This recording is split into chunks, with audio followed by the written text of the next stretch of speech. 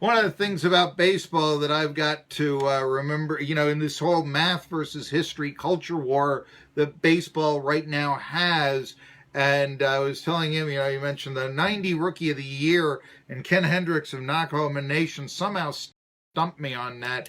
I was joking with him. I thought of Braves Rookies of the Year. I thought of Earl Williams. 1971, a year I'm born, for crying out loud, and that's who I'm coming up with and such. So there you go. A little bit more. We'll talk about Mac Jones and the '66 Braves a little bit later on and such. Anyway, no, we were talking about Snitker and how you want him over. I was surprised that you didn't think that he had done a very fine job in 2017, because I was in favor of keeping Snitker. If nothing else, I remember the disaster, how Snitker turned around the team at Turner Field and really, made them respectable down the stretch, and even spoilers to say teams, the Tigers, for instance. I really thought that he did a nice job with the Braves then, and he earned coming back. And now, of course, Rookie of the Year, Manager of the Year. Although I'm not big on Hendrix, because I think what it is it's rewarding sports media. We thought you'd stink. Oh, wait a minute. Yeah. This is a young... Why didn't we see this as a young and up-and-coming team? My goodness, they're all coming into our prime. Oh, it must be the manager. I mean, that's the sort of thing. But I like Snitker. I like that he lets his players play. I like that even if his bullpen was a little iffy, I believe that Braves pitchers starters they went 5 and a fraction innings, and it's that's coming up. It's one of the longer tenures for starting pitchers in the majors this past year. Cleveland was number 1. They went 6 1/3 as an average start, but it was 5 2/3, I think, was the average start for Atlanta this year. I like that. And I just, I like the way he's from the old school. I mean, he once said, yeah, Eddie, Suter's ready. We can put him in now. And I mean, no, that's how long.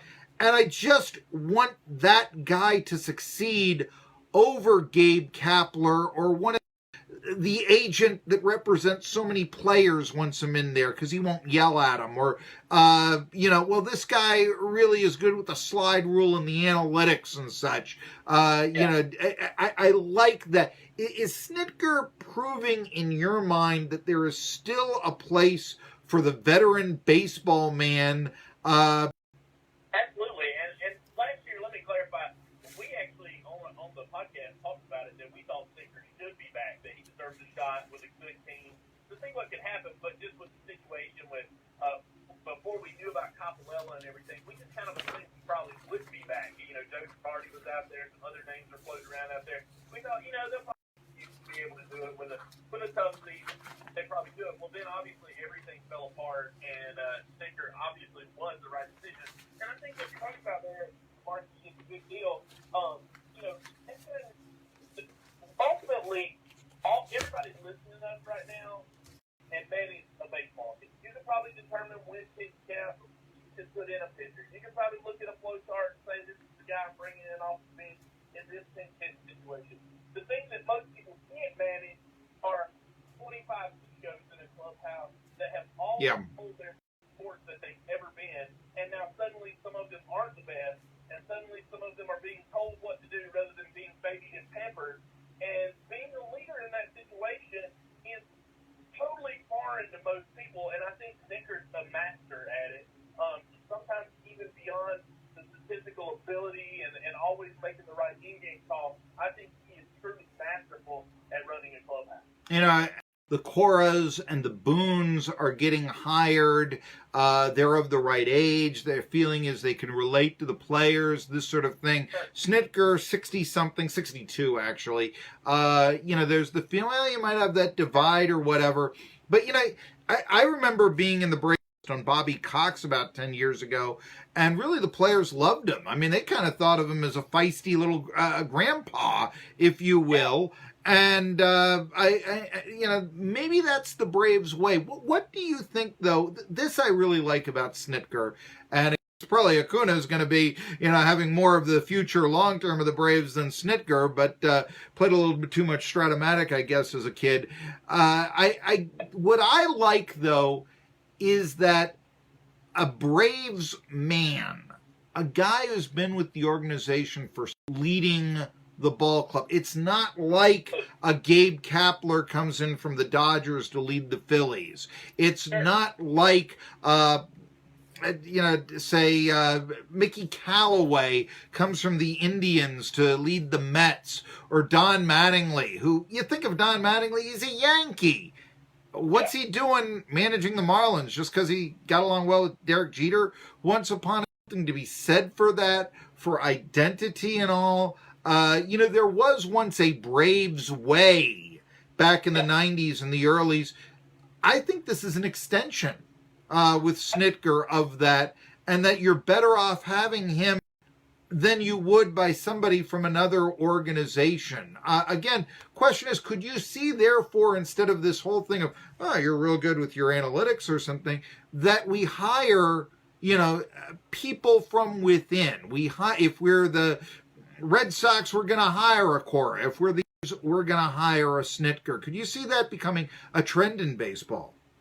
I don't know if it'll ever be a trend, Marky. Unfortunately, I wish it were more of a trend, because I think in today's world of hyper efficiency, where we're always trying to get the best statistical algorithms to produce the best results, plug and play, and being able to buy the best team available, being able to see, especially mid-market and small-market teams, they use more of this, where they're loyal to their teams, they're loyal to their players, they're loyal to their coaches and positions, and create brand value in their team, in their way, in the Brave way, in the Royals way, in whatever way you want to put it. And they're saying, hey, we're going to go pay the player that we think will produce the best, sit in the spot that we can buy. And actually having some balance and some semblance of, this is our strategy, this is our identity, this is who we are, and carrying that forward. I think that's a big deal, and I think it's missing a lot in today's game. I'm distracting you. Your deal is because the tribe don't pull for the group you associate with. You're really not all that different from a Yankees fan if you really just want to be Yankees 2.0 or the Yankees 3.0 or the Yankees 4.0. If everybody's just following the same pattern, why do we even have different teams? Let's just all cheer for the team that's going to pay the most money for people to put the best widgets in the right spot. Yeah, I that's a good point. I used to talk to now the late Doc Edwards, who was actually a guest on the show a couple of years ago. He passed away recently. He was a former big league manager and all this. And I got to know him in the minors. And I mean, he'd tell you this was how the A's did it. And, they required in their organization. The Indians might not be that way, this sort of thing. And it really was kind of intriguing now. And I think that one of the things about baseball that maybe we're losing is that, it is, even when you make a move where it's like, what are you doing that for? Somebody comes out and says, well, I have this statistic that says, and then the writers just, oh, okay, then you must be right, and without thinking, no, you don't bat the pitcher fourth. I mean, this.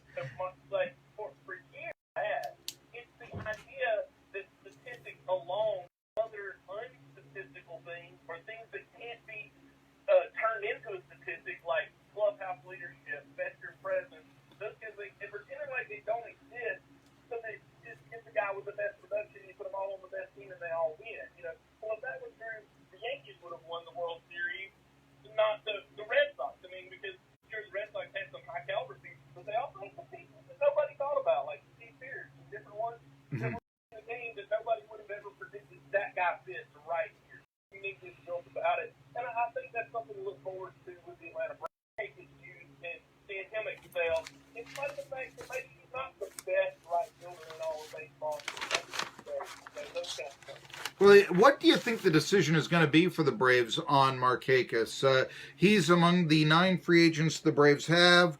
Do you think he comes back? As much as I would love to see him in an Atlanta Braves uniform next year, which is $17.5 billion, nobody was going to pay Nick that. Obviously, look, he had a tremendous start this year. The first month and a half, he was lights out, but the rest of the season, he was a little above average as a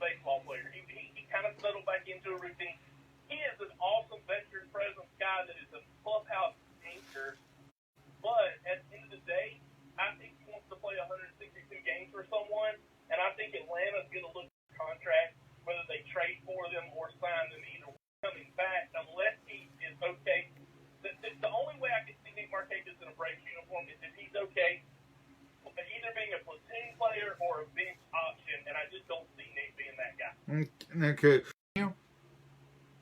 I don't think it does. I think somebody's probably going to pay Suzuki more than Atlanta wants to, or Atlanta's going to go drop Dawes out there, Wilson Ramos, or maybe they go for even somebody like Robinson Chirinos. I think they're not going to pay Kurt probably what he's worth. Now, I'm not saying it's out of the realm of possibility for second or third right now. Well, does that mean that the Braves might actually make a deal to get JT Realmuto from the Marlins? I think it's possible, but the Marlins currently are completely insane. No kidding. Yeah.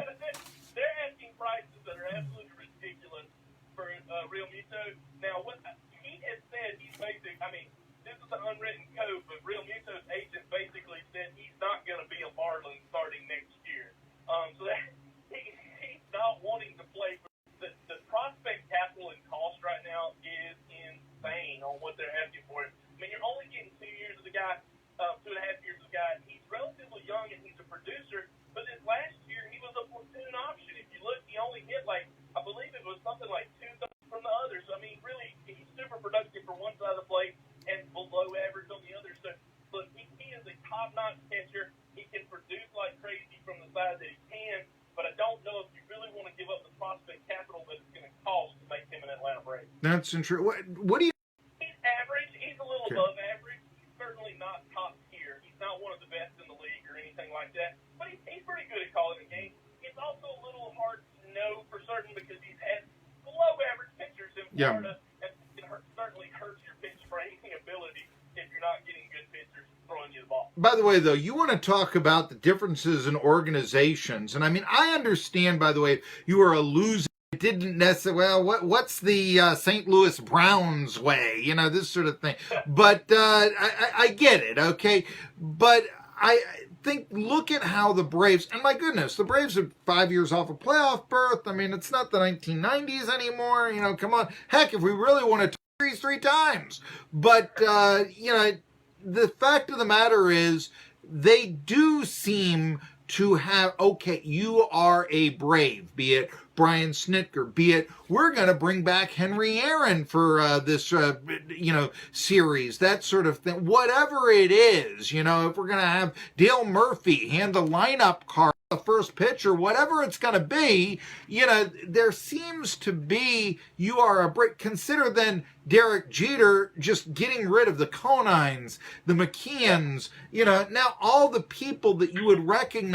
My goodness, I mean, they've won a World Series twice. They've only been around since since 1993. You know, I mean, I like having some sort of identity. I don't like this as, well, we're just trading baseball cards here. And I think that is really hurting baseball right now, is that with the very few exceptions, you know, you are not relating player to team anymore. So the Braves way, I think it's, look at the standings. I think it speaks for itself. If you want to comment a little bit more, I know I'm not asking a question, but I know you got something to say. Yeah, I mean, at this point, Marky, we're all just cheering for laundry. It feels like there's I hate that. Players, we're just cheering for laundry on the field, and at some point, I didn't understand why they traded Yelich. I didn't understand why they traded Ozuna. Sure, you want to rebuild, but those were low cost control, long-term pieces. I didn't get it. Like, I understood trading Stanton because they needed the money moved and they could get some return. But I didn't understand the other pieces for where they were at. They were not a terrible baseball team. They didn't even that without trading away top tier pieces. So I'm confused at what they're doing. I really don't have a clue. But nonetheless, when you look around the league, I do think there's some clubs that are starting to do some things right. Speaking of that, one of the big things I think Braves fans are wondering is Atlanta going to trade for one of Cleveland's starting pitchers? Yeah. Kluber or Carrasco or any of those guys. And I think there's probably over 50% chance Atlanta does make a move for one of those guys.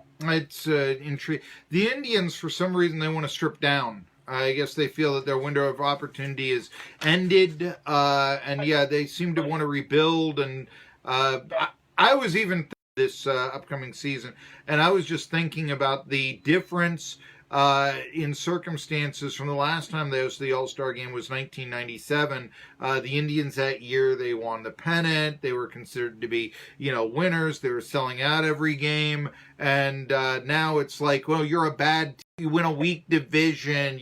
I mean, there's just this animosity now concerning this, and I mentioned that because it said that they actually sold out their, famous Chief Wahoo logo to have the All-Star game this year, and said, but just, the perception of the franchise and all this, and it's like, okay, you get the All-Star game, you get to watch other teams' players for one game, if you're, that sort of thing. I mean, and you just disturbing in my. They're gonna name the Cy Young Award winners tonight. You got any thoughts? Yeah, I think it's gonna be a close race for a few teams, but for me, the National League's got to go to DeGrom. I know there's some other names out there. And Scherzer was good. There's different ones, but for me, Jacob DeGrom is just so good throughout the whole year. He got no run support, but that's who I've got for Cy Young from the National League. On the American League side, it's a little more interesting. I think Verlander is probably going to put up a really good case for it, and I think he probably gets it. But there's some other people throwing their name in the hat. Obviously, Chris Sale had a solid year and was great in the post. And then, there's some other names floating around out there. But I think at the end of the day, it'll be Verlander and DeGrom, I think. DeGrom seems to be a lot of people pushing for him. I'm surprised Aaron Nola, who actually had a better WAR, wins above replacement, more love. As a matter of fact, 17-6, 2.37 ERA. I mean, that's but yeah, DeGrom seems to be the guy that everybody's been talking about. Even though does he go long enough in starts? That sort of thing. He seems to be the odds-on favorite and such. All right, hey, I want to talk a little bit about the World Series and a couple other things. And really, I mean, it's in the past, but have been epic. That should have been a game. Hey, remember when that World Series game went 18 innings, like you're going to talk about in 20 years, like you talk about Sid Slide, like you talk about, I don't know, Bill Mazeroski getting a home run to win the World Series. That should be one of those baseball moments, but because it ended at 3:43 in the morning Eastern time, do you think that this now gives Rob Manfred more of his control? And say, see, we got I've mandated in the minor leagues. Do you think that that's coming because? I hope not, but it wouldn't surprise me. I don't think it gives him as much ammunition, but maybe it is a leverage point that he uses to continue to push his agenda, keeping games shorter. Here's the thing. If you make all the extra inning games shorter, it's not going to change the game average time, but by like 6 minutes is what's been estimated. And I'm sorry, that's not enough to make a significant difference in most of your listeners and what they care about. So I don't know. It's ridiculous to me at the end of the day. Just make the batters get in the box. Let's go.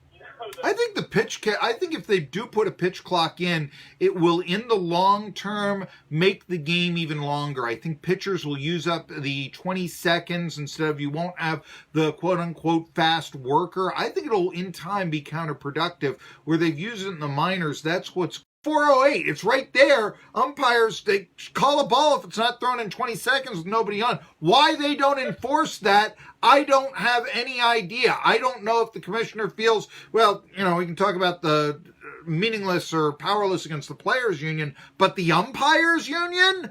Peter Uberoth once settled an umpire strike in 2 days. Yep. I mean, come on. This is insanity and all that. How's that for a reference, along with Earl Williams, okay? All this Ken Hendrix. Thing I wanted to ask is, of course, there's going to be a sweepstakes. I mean, I'm beginning to think of Harper as the Adam Dunn of his era. Certainly last year, that's the stats that he put up. A lot of talk about the Phillies being the front runner. But yeah, let me just say that. If Bryce Harper were to go to the Phillies, does that significantly increase the Philadelphia Phillies in your mind, that it can make an to a viable contender for the NL East along with the Braves? And one would probably say, I would even without Harper say the Nationals perhaps. But what do you think? I mean, how would that be enough to pull the Phillies over the Braves, in your opinion, in the standings? I don't know if I put them over the Braves, but I think it would put them in the thought. Look, I'm not the biggest Bryce Harper fan. Anybody can tell you he's not my go-to guy. But that's because a lot of fans have wanted the Braves to go get Harper and all this kind of thing. This is the thing about Bryce Harper. He put up an insane ain't 42 home runs, I believe that. But on average, he's been a 3.5 WAR to 4 WAR guy, which is a good baseball player, a very good baseball player. But he's not a $350 million, 7 or 8 year contract guy. You know, that's not the kind of guy that I see when I look at Bryce Harper. Now, if he goes to Philly and he becomes that 9 WAR guy and he consistently performs at that level, then he's the kind of guy that can boost him to a 90-win team. But I don't look in Philadelphia, his production would increase significantly, no doubt. It's short porch, it's friendly to batters, those kinds of things. But at the end of the day, I really think one, I don't think Philly is as much of the front runner as a lot of people want you to believe. I do think they have the money to do it. That's my take, and I really think he wants to play on the West Coast. So. And that's kind of where I'm leaning. Look, he could go a lot of places. He could go to Chicago. He could go to L.A. He could go a lot of places. But for me, a lot of people think Philly, and they're not necessarily wrong for those thoughts. I just got a feeling that that's not where he's going to end up. I would kind of like him to go to Philly because I would love that media to just rip apart Scott Boras. I gotta tell you, I mean, that meddlesome stuff right there. Oh yeah, I mean, you know, they get on Gabe Kapler for smiling, not just bringing in Hobie Miller without a warm-up. They get with that six-pack abs right there. You think that Harper, when he hits 210 with some power numbers but strikes out with the bases loaded, they're not going to be all over him? I can wait to see that. Yeah. Just imagine the fans that booed Santa Claus, booing Bryce Harper without. Whole thing on my book on the history of PA sports on the fans booing Santa Claus. I'll tell you about that sometime. It's Tri-City Sports Now, our final segment. I got a bunch of stuff, but that was Ken Hendrix, Knockahoma Nation. You had to love it. All right.